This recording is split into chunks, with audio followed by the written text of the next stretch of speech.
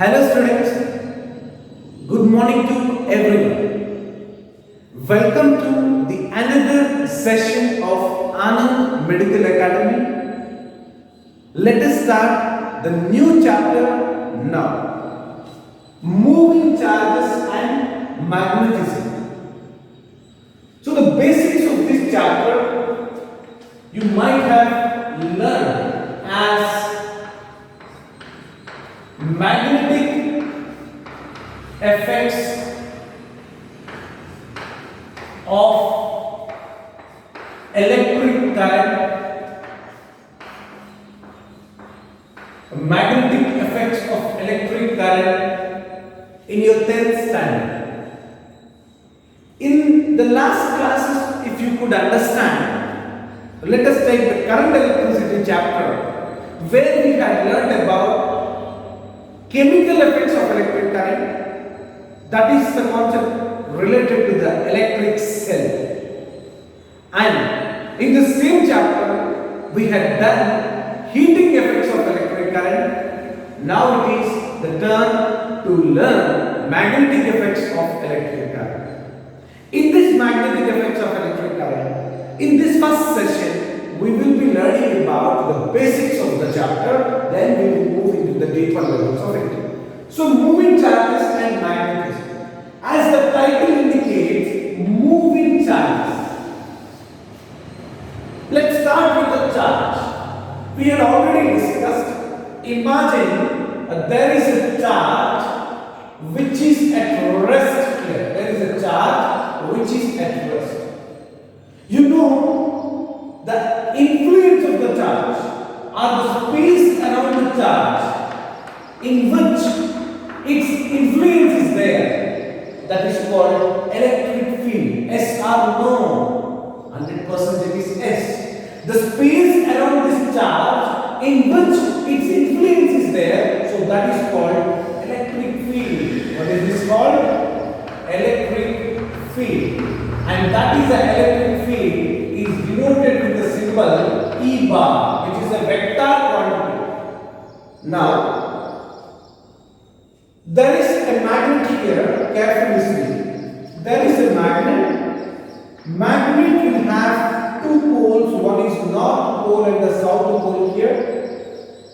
Like a charge condition, here also there is a space in which its influence is felt. So that is the space called magnetic field. And the magnetic field is represented by the magnetic field lines. Like electric field is represented by the electric field lines. Okay. For example, if you consider a positive charge here, how the electric field lines will be there? Electric field lines will originate from the positive charge. Yes or no? Electric field lines converge at the negative charge. Let me say it is a negative charge. Electric field lines will be converging about it. Okay. Same. Here, the electric field is represented by the electric field lines. In the same way, there is a space around this magnet in which its influence is there. So that is the magnetic field, which can be represented by magnetic field lines. Okay. So how the magnetic field lines? See, electric field lines are here, and how the magnetic field lines can be drawn? In your lower classes, you might have done it, and let's see. Outside the magnet, the field lines will be moving from north to south in this way. But they will not start at north pole, they will not end at south pole. They form a closed loop, and you can see they start from the north pole and they are reaching the south pole, and inside the magnet also they are traveling. Carefully you identify. There is a closed loop is formed. Outside the magnetic field lines starts from north to south. Inside the magnet, they move from south to north. You identify this carefully. South to north they are moving here. Okay. And one more magnetic field line I just wanted to draw here. You can see this is what? Magnetic field line. Outside the magnet they move from north to south. Inside the magnet they move from south to north. Okay. And one more, the other side also you can write. So outside the magnet they move from north to south. Inside the magnet they move from south to north. Are you understanding it? So these are the magnetic field lines and these are the electric field lines. And this is the space around this charge is electric field, and the space around this magnet is called a magnetic field. I am writing here. Carefully go through it. So the magnetic field, which is denoted with the symbol capital B bar, which is also a vector. And this is the magnetic field, can also be called as magnetic field intensity, magnetic field intensity, or magnetic flux density. Magnetic flux density. No confusion at all. Whatever it may be, it is denoted with a symbol called B bar only. Our major focus is on magnetic field, not on the electric field. Are you getting the point? So we will be focusing more on this now, and let's see. So what is the SI unit of magnetic field? And one thing is clear, this magnetic field is a vector quantity like electric field, and what about its units? That is also important. Okay. So SI unit of magnetic field, SI unit of magnetic field is Tesla. Right? And this is 1 Tesla is Weber per meter square. What is that? Weber. So WB, Weber per meter square. And here the CGS unit, let me write, CGS unit is Gauss. CGS unit is what? Gauss. And here there is a relation between Tesla and Gauss. So what I can write, 1 Gauss is equal to 10 raised to minus 4 Tesla, and identify relation. A very important relation which may be useful in solving the numerator. So this is about the units of the magnetic field. Okay. Now let us see a statement which we have already discussed in current electricity chapter, as well as you might have learned your electrostatics. So the statement is, a moving charge can produce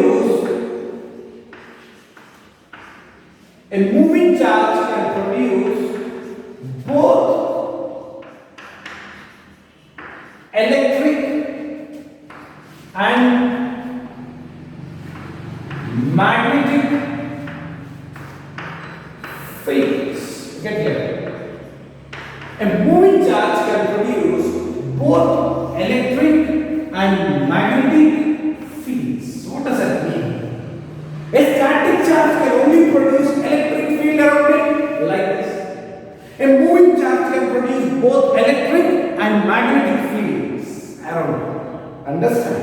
And very importantly, the electric field and magnetic fields are perpendicular to each other. Remember, electric field and magnetic fields are perpendicular to each other. So that is the concept you will be learning in the chapter called electromagnetic waves. Understand? Electromagnetic waves. Electro gives you the concept of electric field, magnetic field, right? The combination of this will be there in case of an electromagnetic wave, so that comes later. So let's come back to here.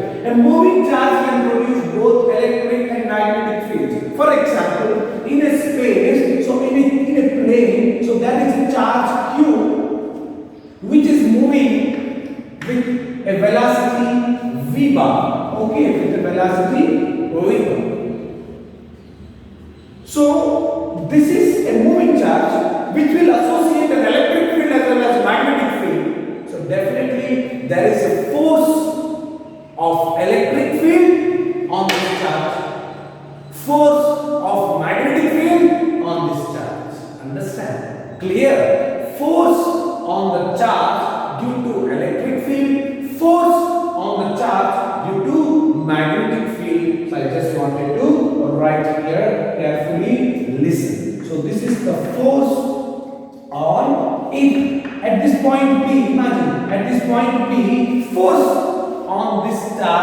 due to electric field which is equal to Q into E bar, where E bar is the electric field, Q is the charge which is experiencing the force. Force experienced by the charge due to the electric field. Okay. Same way, force experienced by this charge due to the magnetic field you see here. So Q into V bar cross B bar. So there is a cross product between velocity of the charge and the magnetic field associated with it. Here there is no cross product or dot product. This is the formula you might have learned already. Force experienced by a charge in an electric field, F is equal to QE. As this is the body which is moving, this is the charge which is moving. So there are two fields associated with it. So by both the fields there is a force experienced by the charge. So that's the reason two forces are written here, right? So we need to add both of them to get the net force experienced by the charge. So I just wanted to write here. So the net force experienced by the charge.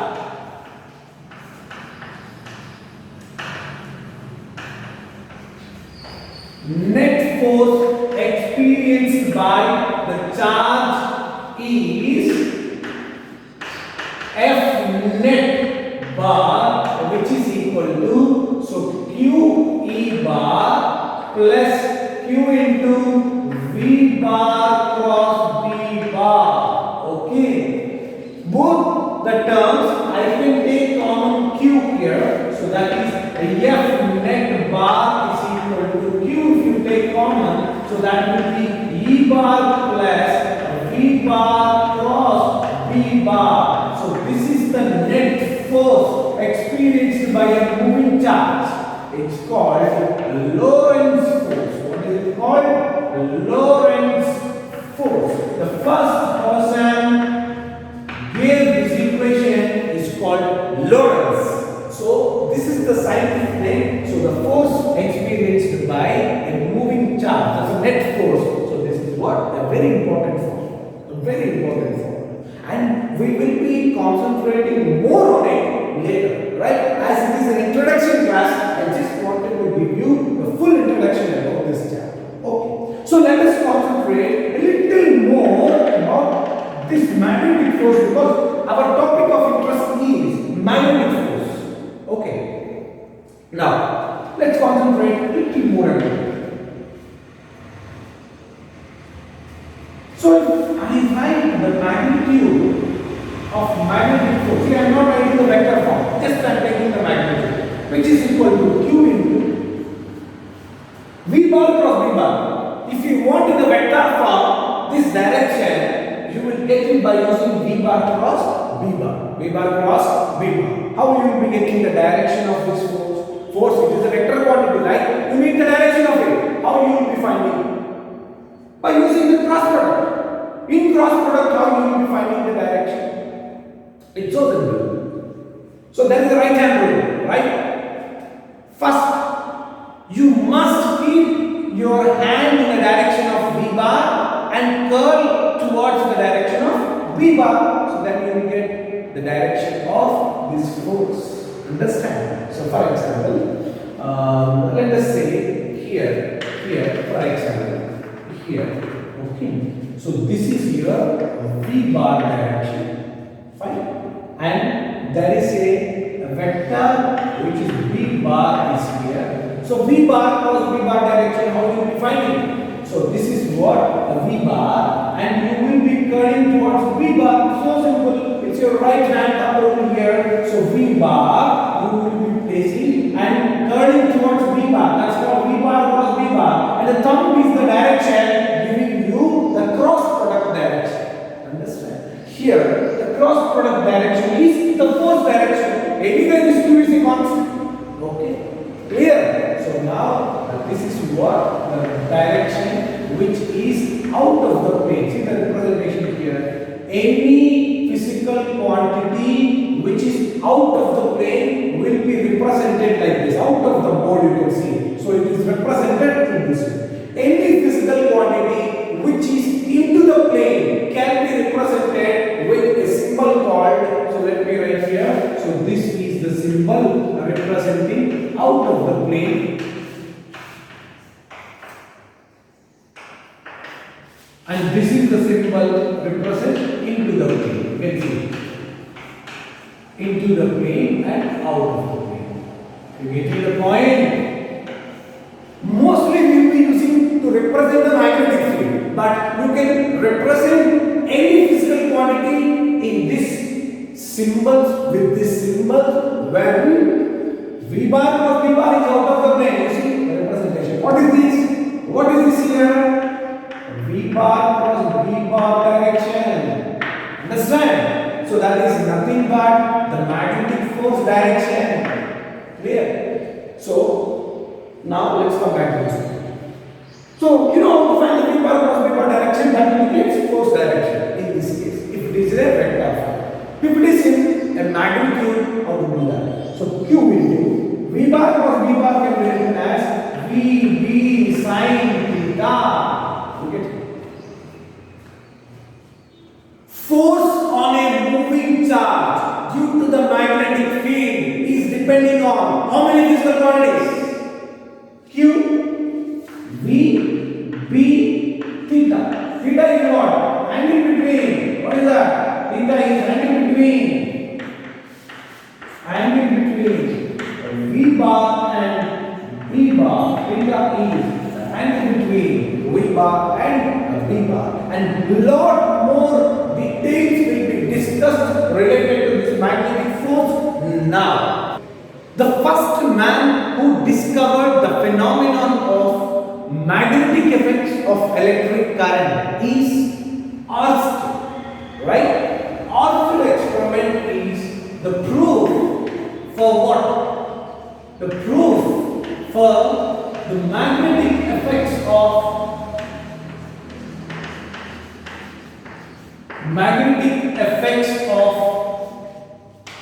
electric current. The first man understood and explained the magnetic effects of electric current, right? And reverse is also known. When a current is passing through a wire, magnetic field will be produced around it. That's called the magnetic effects of electric current. What is the magnetic effects of electric current? I am writing here, so listen to me carefully. A current carrying wire, irrespective of its shape, a carrying wire can produce a magnetic field around it. A current carrying wire can produce magnetic field around it. So that's what the magnetic effects of electric current. Reverse is also true, and that will be discussed in the next chapters. Right? What is a reverse? You know, I just wanted to introduce. A current carrying wire is producing magnetic field, right? If you disturb this magnetic field, a current will be produced in the wire. That's it. So that's a phenomenon called electromagnetic induction. What is the phenomenon? Electromagnetic induction. Let me write here. The reverse is also true. So that is the reverse phenomenon. Reverse is also true, and that is the phenomenon called electromagnetic induction. So what is the phenomenon?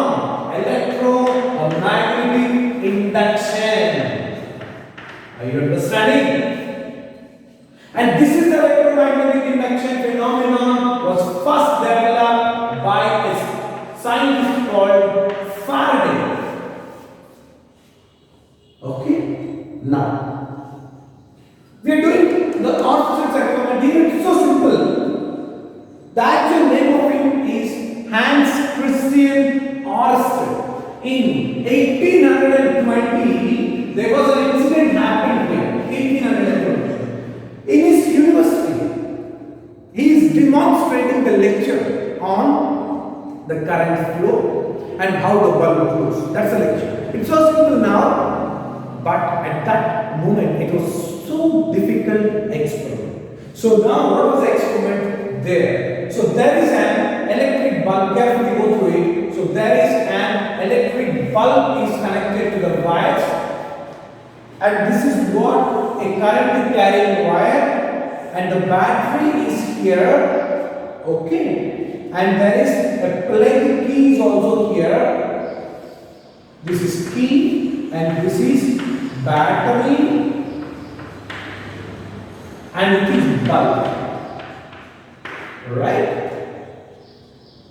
So when they switch on, the current is flowing in this way, current is flowing in this direction, the bulb glows, understand? The bulb glows and current reaches back to the negative terminal, and we have discussed all this stuff already, right?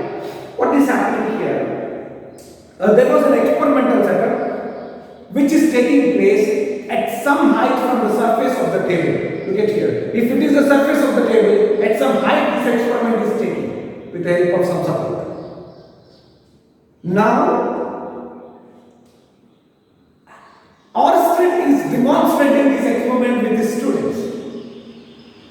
Everybody's focus is on the bulb, whether the bulb glows or not. Bulb glows or not, according to the connections.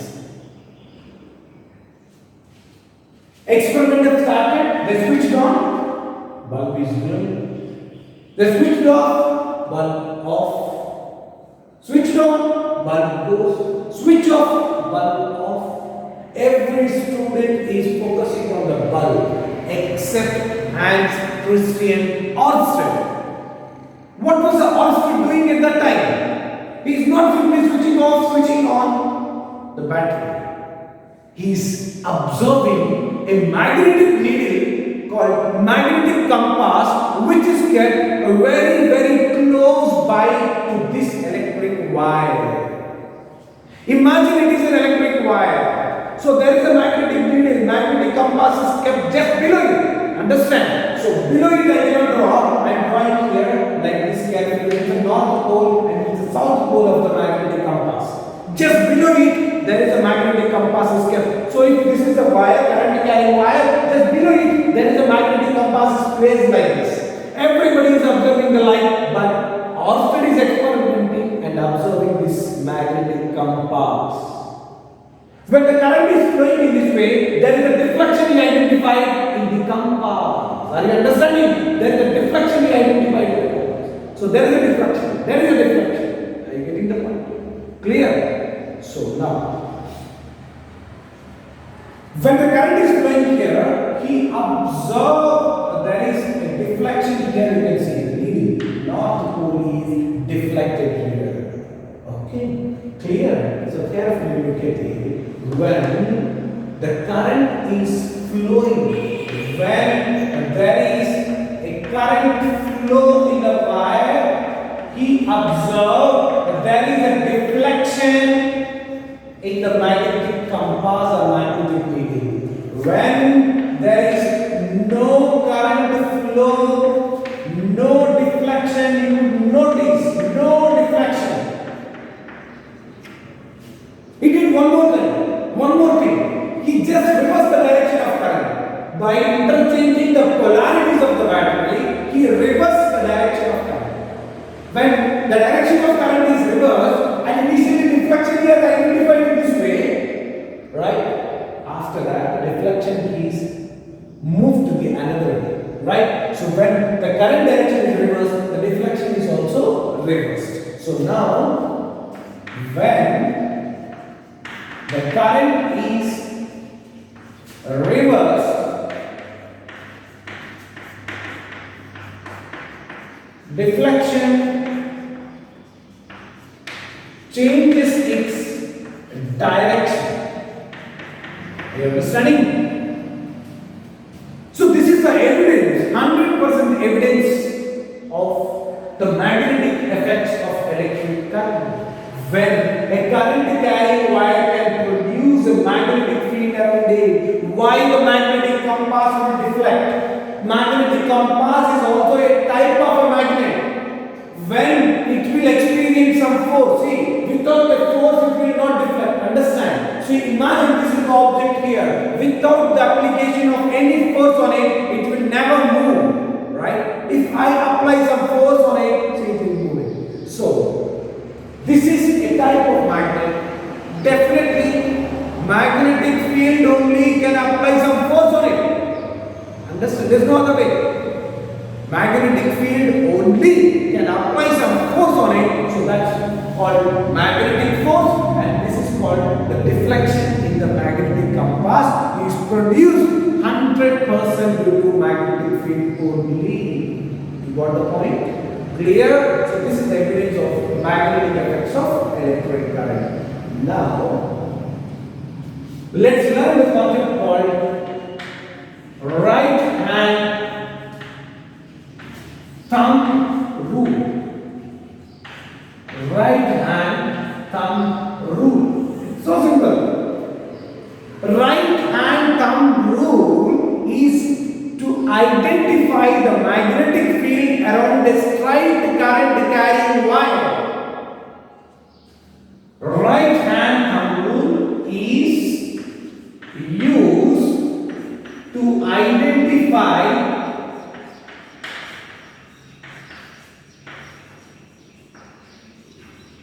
the magnetic field around a straight current carrying wire. Straight current carrying wire. Okay. How? Let us see. This is a straight current carrying wire. I is the current passing through. Right hand thumb rule states that imagine you are holding a wire. Imagine, do not hold it. Imagine you are holding a current carrying wire with your right hand. In reality, if you hold current carrying wire, you know what happens. So imagine you are holding a current carrying wire with your right hand such that the thumb is pointed in the direction of current. Your thumb is pointing in the direction of current, and the curl of the fingers are giving you the magnetic field lines around the wire. So this is what straight current carrying wire with the thumb pointing in the direction of current. I am holding the wire, and you can see the curl of the fingers are circles. You can see here. So the curl of the fingers are circles, and how circles are formed, you can carefully go through it. So these are the curl of the fingers, right? So now when the current carrying wire is kept like this, and I am holding it, you can see the curl of the fingers, right? So the curl of the fingers are in this way. Got the point? Clear? So they are called concentric circles. What are those? Concentric circles. The current carrying straight wire. The magnetic field around the straight current carrying wire are magnetic field lines are concentric circles. So these are concentric circles. The center will be same. Concentric circles. And one more important point. The same can be represented with the symbols of magnetic field. Into the plane, out of the plane, I have told you already, right? So imagine, this is the current carrying wire, I am holding it, you can see the right side portion of it. The right side portion of it. So where the field lines are into the plane, understand? So this is what the current carrying wire, so magnetic, right side is focus, magnetic field lines are into the plane, yes or no? Yes. So right side of it, the magnetic field lines are into the plane. Left side of it, the magnetic field lines are out of the plane, you understand? Okay. So right side is into the plane, and left side, the magnetic field lines are out of the plane. So out of the plane can be represented in this way. I hope you remember the representation. Okay, clear? So that is what the right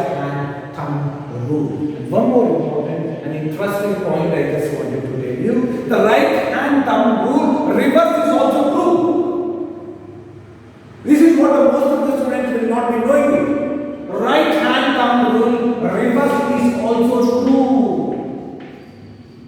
Reverse is also true. Right hand thumb rule, reverse is also true. What is meant by the reverse is also true? And let's see. What we have discussed in the right hand thumb rule? Current is represented with the direction of the thumb. Yes or no? Current of the fingers, magnetic field lines. Understand? So I am writing here. So current direction will be given by the thumb and curve of the fingers are representing what? Magnetic field lines. Okay, this is what we have learned in the right hand thumb rule. What I told you, the reverse is also true. For example, so I am writing here, if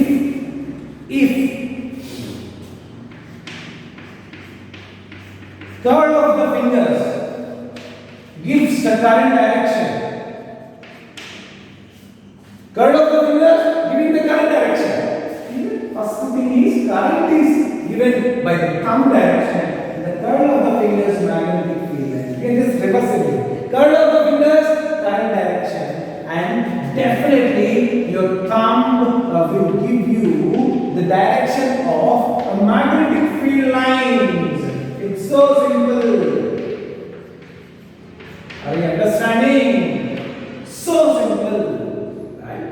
It will be generally taken in case of a wire is circular in shape. So imagine this is what a circular wire where battery is connected to here like this, positive terminal, negative terminal. Here also current will be passing through it. Yes or no? So current will be passing through it.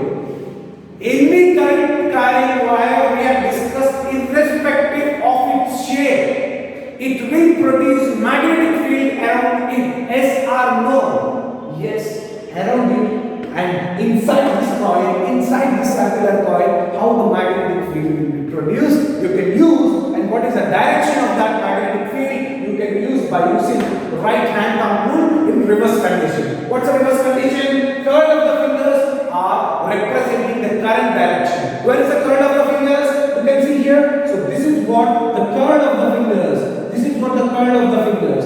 So when this is the curve of the fingers, you see the thumb direction. Thumb must point in the direction of magnetic field lines. Okay. So this is what the curve of the fingers, and the thumb is giving you the direction of magnetic field lines. And inside this coil, the magnetic field lines are into the plane. You see it carefully. So curve of the fingers current direction and thumb is magnetic field. Curve of the fingers is current direction and thumb is giving you the magnetic field lines direction. So that means here the field lines are into the plane. I'm just drawing a representation where the field lines are into the plane. Are you understanding? So this is how. So if you reverse the current direction here, so magnetic field lines will be out of the plane. Clear? Sure. Here if you reverse the current direction, and these two things also will be reversed. Okay. Now, what all the things we have discussed? It's completely introduction. So the exact concept we will be learning in the next session. And listen, what all the things we have discussed. We had started with electric field and magnetic field. We have compared between them a little. And magnetic field and magnet, north to pole, south to pole, right? North to south outside the magnet, south to north inside the magnet, the field lines will move, right? So after that, we had discussed about their SI unit, then force on a moving charge by the electric field and by the magnetic field, and Lorentz force expression we had discussed. After that, F is equal to Q V B sin theta expression we had learned. Then Oersted experiment. Oersted experiment only gives us the presence of the magnetic field concept, but the direction of the magnetic field lines can be identified by using right hand thumb rule and its reverse condition. Okay, and we will be discussing the next session and so many things.